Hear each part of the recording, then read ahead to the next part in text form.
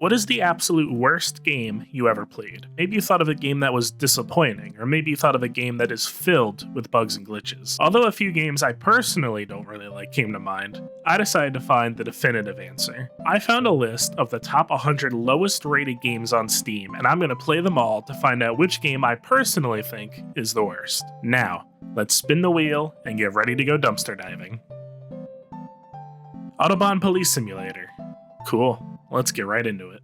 Autobahn Police Simulator is currently the 14th worst rated game on Steam, sitting at a 30% rating out of around 2,100 votes. Looking at the store page, the game itself doesn't look too terrible. Basic, sure, but not terrible. The developers even have a couple websites made to talk about their company and games. Apparently, Z Software was first founded in 2008 in Germany, and they currently have 31 employees, with Autobahn Police Simulator as their most successful IP.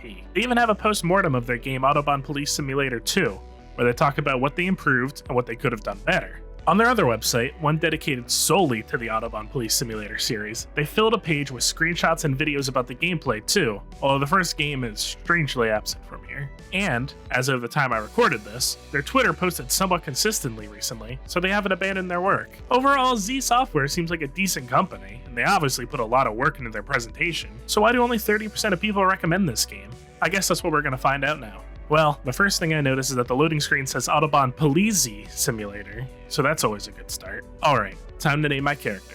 Officer Cheeto reporting for duty. Ah, the controls. That's helpful. Looks like I can move with the Axis 0 keys, and I can use the mouse button to control the camera. It took me a couple seconds to realize that the Axis 0 keys are WASD, and the mouse buttons just don't work. After testing out the controls for a bit and watching my man walk sideways, I decided it was time to start my first shift. All I have to do is get in the car. Yep, just gotta get in the car. Just gotta enter the vehicle. And got it. So apparently to enter the car, you have to click on the seats, which is difficult to do without opening the back door. If only I could move the camera just a bit. But hey, now I'm on the clock, and alongside my trusty partner that just randomly appeared next to me, we're gonna go catch some scumbags. The actual game itself consists of two different kinds of tasks. The first is something called a vehicle check, where you pull over a car to spot any suspicious behavior. After you signal the driver to pull over, and they take their sweet time doing so, you can finally start doing your job. You can ask them if they have their documents, if they have their emergency supplies, if they have any illegal items, and if they've taken any drugs or drank any alcohol recently. Although personally, I wouldn't bother with the last two, since apparently every single driver has had a glass of wine a few hours ago, and thinks that drugs are for losers. You also have these 6 buttons on the bottom, which I have no idea what they do. Some are obvious. The handcuffs mean you're going to try to arrest the person, and the money is a fine. I figured out that the magnifying glass on the car meant that you're going to inspect the vehicle. But what did the eye mean? You just stare at the suspect waiting for them to suddenly confess? And what about the finger? I like to imagine that's the way of warning the suspect that they better pray to God to help them pay off this fine they're about to get. But I am curious. Let's see what the finger does. Oh, I just gave him a warning. Well, that was not a great first mission for Officer Cheeto. The second vehicle check goes better, but not by much. The task list on the left just tells you to interview the driver and to inspect the vehicle, but it doesn't tell you what to inspect. Tires look good, I think. Documents are fine, probably. The lights all work. Here's your first aid kit. Wait, I don't see a warning triangle back here. That's it, Liam, if that's your real name. I'm taking you down to the station for questioning. Let's see what the boys in blue have to say about this. Alright, what is this scoring? I know for a fact I inspected the first aid kit and checked the lights, and I also didn't see a single warning triangle anywhere. Alright, third suspect, third time's the charm. I thoroughly inspect the first aid kit, find the suspect, since apparently I'm not allowed to arrest whoever I want, and nope, I still get yelled at for not checking the first aid kit. I also apparently was supposed to weigh the axles this time too. Silly me. That's the first rule in every cop handbook. Always weigh the axles of yellow cars. Whatever. Now it's day 2. Time to move on to the main reason we got this game, the accidents. But before I get into that, I guess I should talk more about the actual driving. Here's a clip of me driving around in the city until I get notified of an accident. And you know how much I like to take people to jail, so I start my timer to see how quickly I can get there. Now, let's just keep that going up there in the corner and move on for now. On the map, you'll see 3 roads in orange. These are the only roads you can drive on.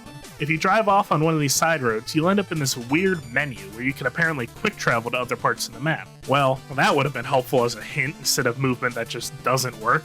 Also, there's just not much to do while you drive. First, there's no music. Nothing. Which is weird, because the main title screen has music. But when you drive, all you hear is a whole lot of this.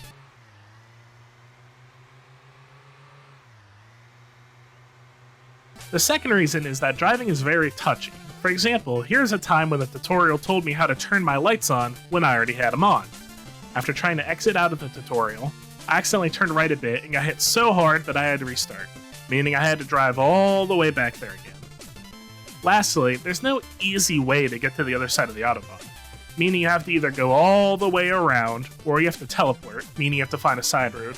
And with no GPS, it doesn't tell you where to go, so I often ended up going the wrong way anyway. As for the actual accidents themselves, there's nothing too special here. Half the time there's debris in the middle of the road that you have to move, and then you just talk to the driver as if you pulled him over. And whenever there is a real accident, get ready for this, you have 2 people to talk to. Exciting, I know. To their credit, at least one of them actually had a warning triangle this time. I was initially excited for something new when I had to set up cones and I was able to draw a sketch of the crime scene, but that's literally it. This game consists of just pulling people over and talking to them, or driving for 5 minutes, then talking to them. And maybe you get to move some debris out of the road and put down some cones. If that's all this game is, then why does it have so many glitches? I already mentioned that the ratings are all over the place, but how about the time when I talked to this guy and was forever stuck just staring at him, unable to respond until I restarted? Sometimes my wheels just decided to run away from my car, or my car would just hit invisible objects, and whenever you teleport and hit something, the game doesn't even make a noise like it normally does.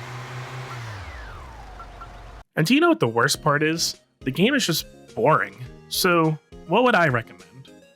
Maybe if there were some random events in the game, and a better way to ensure more random conversations with people, there'd be more content so the game doesn't feel repetitive. A GPS would help so I don't waste 5 minutes going the wrong way. And a radio would definitely help to ease some of the boredom between missions. Since they already have an experience bar, why not add some sort of upgrades or customization for our characters so we have some sort of feeling of progression?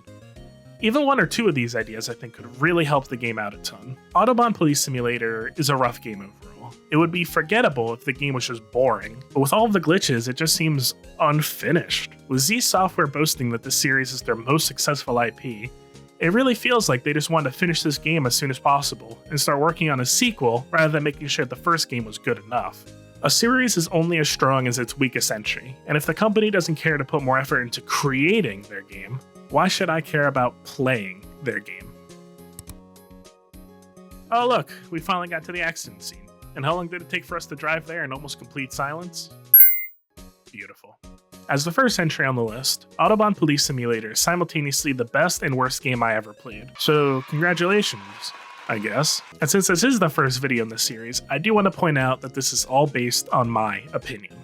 Also, just because you don't like a game doesn't mean to go and brigade the game or developers with all these hate comments. As much as I like to joke, it takes a lot of time, effort, and courage to put yourself out there like that. Anyway, I hope to see you all in the next episode of Dumpster Diving. Peace out.